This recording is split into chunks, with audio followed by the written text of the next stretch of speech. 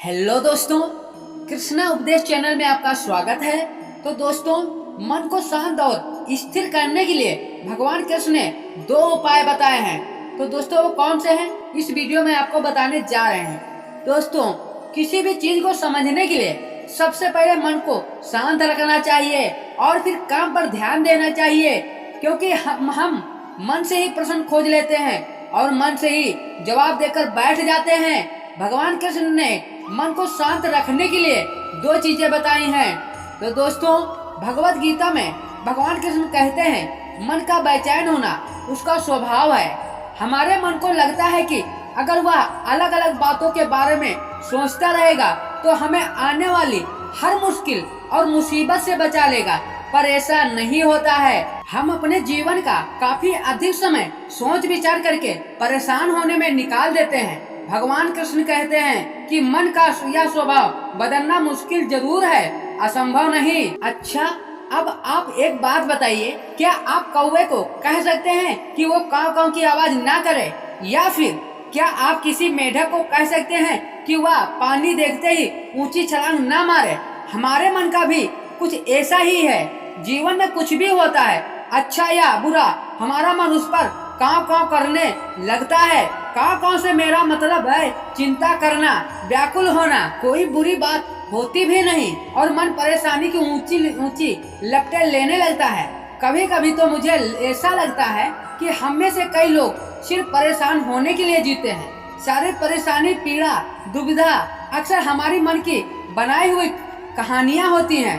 तो दोस्तों, भगवान श्री कृष्ण ने हमें हमारे मन को शांत और स्थिर करने के लिए दो उपाय देते हैं। पहला, ध्यान लगाना या मेडिटेट करना। दूसरा, वैराग्य भाव सीखना। अब ध्यान या मेडिटेशन शब्द सुनते ही आप में से कई लोग कहेंगे कि आप आंख बंद करके सांसें अंदर बाहर नहीं ले सकते। यहाँ हम सब गलती कर बैठते हैं। मेडिटेशन या ध्यान का मतलब सिर्फ आंख बंद कर बैठना नहीं है होता। मेडिटेशन का मतलब होता है अपना पूरा ध्यान किसी चीज पर लगाना और उसे हटने नहीं देना।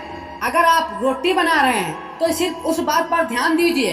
अगर आप पिक्चर देख रहे हैं तो अपना पूरा ध्यान पिक्चर पर लगाएं। यह मत सोचिए कि पिक्चर देखकर आप अपना कितना वक्त बर्बाद कर रहे हैं। जब आप जीवन के हर छोटे बड़े काम को पूरा ध्यान से करते हैं तो आपका जीवन ही एक मेडिटेशन बन जाता है। ऐसे जीवन में शांति, स्थिरता, साहस और सफलता का होना अनिवार्य है। वैराग्य भाव, दूसरा उपाय। वैराग का अर्थ यह नहीं है कि आप सब कुछ छोड़कर जंगल में जाकर बैठ जाएं। वैराग का सच्चा अर्थ यह है कि आप जो काम कर रहे हैं उसका क्या नतीजा या रिजल्ट निकलेगा उसकी चिंता न करें। जैसे अगर आपने कोई इंटरव्यू दिया, आप यह कह सकते हैं कि पूरे मन से तैयारी करें और अपना टेस्ट देकर आ जाएं। वह नौकरी मिलना या ना मिलना आपके हाथ में नहीं है। इस नतीजे के पीछे अलग अलग चीजें हैं जो आपके बिल्कुल कंट्रोल में नहीं है। तो जिस चीज के बारे में आप कुछ कर नहीं सकते उसके बारे में चिंता भी मत ना करें। यही वैराग का सच्चा मतलब होता है और यही भगवान श्री कृष्ण का दूसरा उपाय, मन को चिंता की लपेटों से बचाने का यही दूसरा उपाय है। श्री कृष्ण ने आपको दो उपाय बताए हैं। याद रखिए, आप पूरे के पूरे इंसान हैं, समझदारी, संयम और कुशलता से भरे इंसान हैं। आपका मन जब भी कौवे की तरह अलग अलग बातों पर आपको परेशान करने लगे तब अपने मन को भी प्यार से समझाइए और शांत कर लीजिए। बस आपने अपने ऊपर विश्वास रखिए कि आप कभी अपना बुरा नहीं होने देंगे। तो दोस्तों, ये श्री कृष्ण का मोटिवेशन वीडियो आपको कैसा लगा कमेंट में जरूर बताना।